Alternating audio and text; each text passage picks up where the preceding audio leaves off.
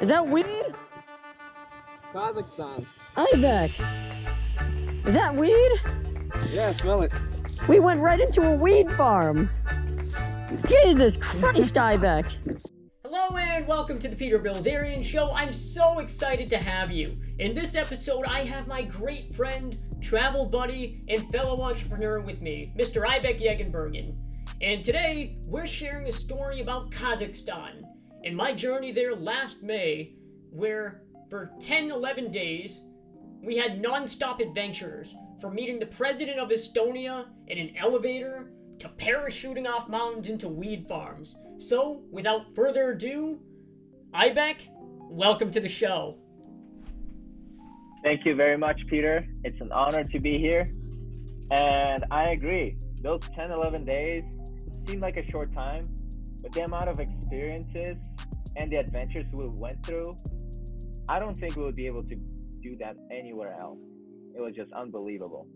So, I'm staying at Aibek's family penthouse in the middle of Almaty, which isn't the capital city, but it's the most bustling city. And one morning, I was sleeping in, it's about 10 a.m., and Aibek barges into the room, and he says, "Wake up! Wake up!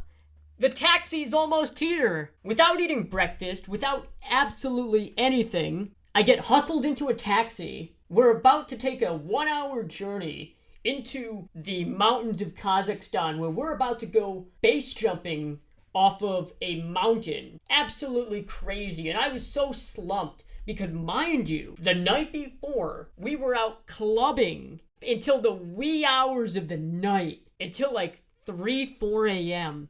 And I was tired, so I slept the entire way, and I woke up in the middle of the Kazakh mountains. And I was like, what the hell? I went from the city to the mountain. And yeah, we get to the middle of nowhere. A few minutes later, these 3 Russian men show up. All camo, military looking guys, tattoos, thick Russian accents. I felt as though they were military men, Navy SEALs, that were about to take us on a deep mission in the sketchy old Soviet van. And so what we did, Aibek, I don't know if you remember this, they crammed us into the van and they brought us all the way up the mountain. And they were giving us these safety instructions, all in Russian. None of them spoke English, and you were my translator. Did I do a good job at translating the safety instructions? You did a great job. I came out alive. No problems. To make a long story short, we then get hooked up once we get to the top of the mountain, and then we ran off, and the view was absolutely gorgeous. It was terrific. It was gorgeous. And then once we're in midair, we were there for about 15 to 20 minutes just admiring the beauty of the mountains. I couldn't get over it, and I still can't even to this day, a year later. I finally land first because you were way behind me. I had been the first one to go up, and I landed. Then on your way down, I was filming it with my GoPro, as you can probably see on the screen. You're coming down, I'm heckling you as you're coming down. You probably couldn't hear it. And then I walk up to the street. I didn't know what kind of grass I was walking through.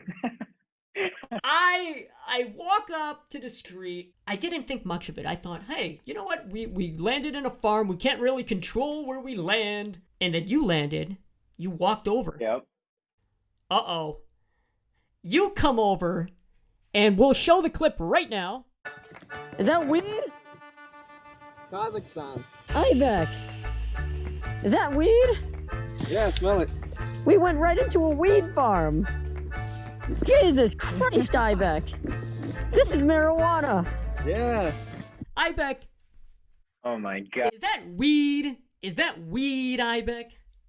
And it turned out to be weed from that farm. We didn't even know. We just landed somewhere, and it turned out to be, there's happened to be average some weed grass farm. growing out there. Yeah. No big deal. And so then we got out. And this is where the story gets good. It's not even the part about the weed farm. It's the part where we had an oh shit moment The moment where I said to myself, we don't have a ride back. We barely have cell service. Uber and Yandex, they don't operate here.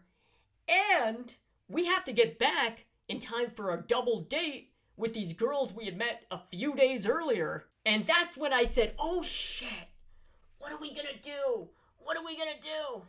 We then asked the guys, I believe you asked them, you said, hey, do you think you could bring us back to Almaty? Yeah, we went up to the vans, and they just had another booking for another base jumping for a whole family. So they said it would take at least an hour or Oh, 2 yeah. hours. No. What happened was they had that booking. And that was clean. We said, okay, we'll wait an hour. You can bring us back to the city. That's great. That's spick and span. But then they get back, and it turns out they had one more booking. Yeah. And that's when I said, no, we're not doing that. We're going to hitchhike our way back to the city. And I'm in the middle of Kazakhstan on a truck, hitchhiking back to the city. Hey, babe! I'm with Aibek. Oh, man, God bless this country. I don't know what the hell I got myself into. We just went base jumping.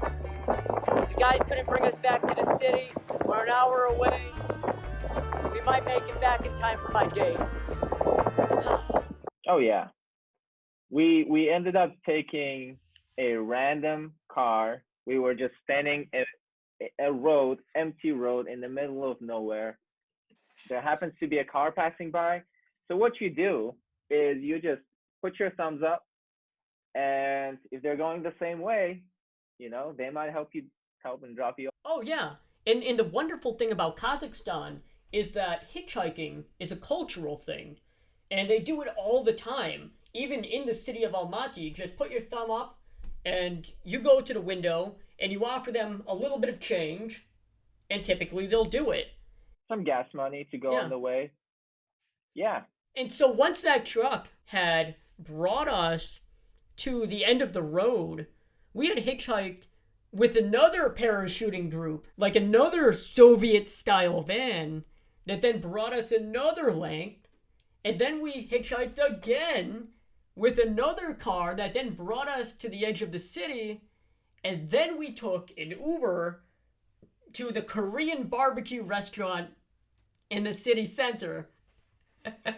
But the caveat to this story is we had arrived right on time for our double date with these girls, but they turned out to be over an hour late. Now, I want you to keep in mind this. I was starving. It's about 4 or 5 p.m. I had not eaten breakfast. I had not eaten lunch. I was just hangry at this point. And I said to myself, should we start eating, Aibek? And we did. The girls, oh my God.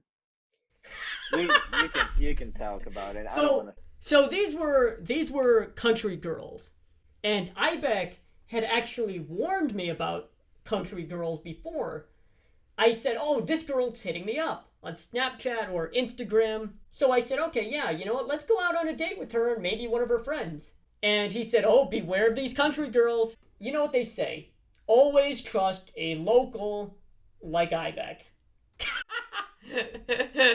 But then we went on this date to the Korean restaurant. They finally arrived. They were so shy and they were so weird. They had no conversational skills in either English, Russian, or Kazakh. But they loved Korean culture apparently, and they were studying abroad there the next semester. And that's really all I remember from them.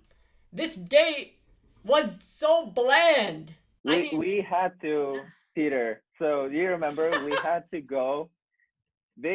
After meeting up with them, they didn't keep up any conversation at all.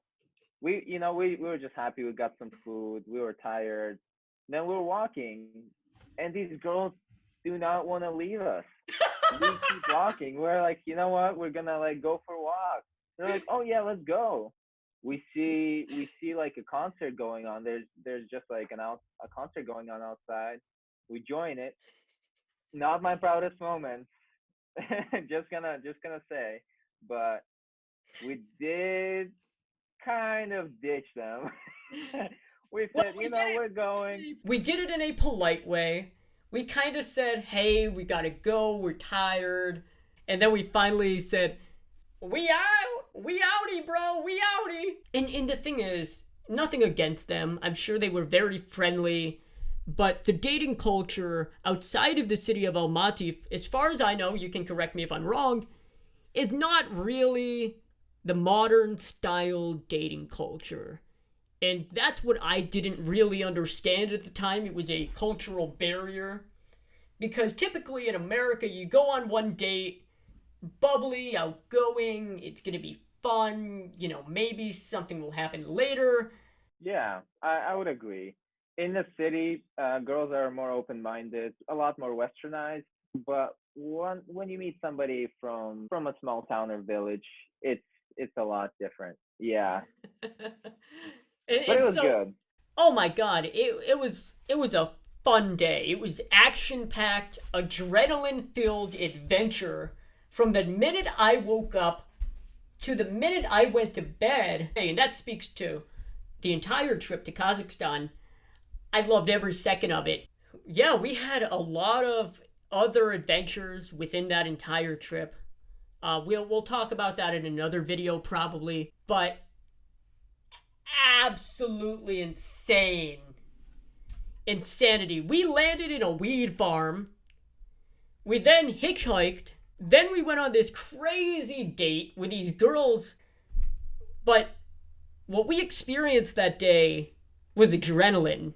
Yeah, really can't replicate the traveling experiences. It just happens. So the way I love traveling is more spontaneous because you can't really plan all of that stuff. You just have to go with the flow, and adventure will happen to you. And that's just one of the days, one of the crazy days that we've had. Yeah, Peter, do you remember? Every time we meet up, it's always an adventure. You're absolutely right.